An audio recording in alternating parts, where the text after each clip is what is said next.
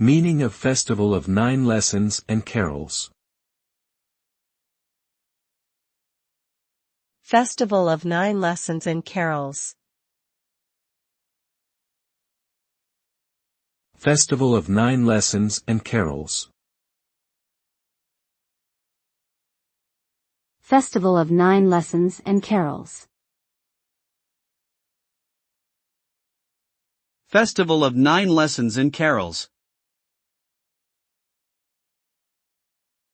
The Festival of 9 Lessons and Carols is a Christmas Eve service that originated in the late 19th century at the King's College Chapel in Cambridge, England. The service consists of 9 biblical readings that tell the story of the birth of Jesus, interspersed with traditional carols and hymns sung by the choir and congregation. Today, the service is widely celebrated in churches around the world as a way to honor and celebrate the Christmas season through traditional music and scripture.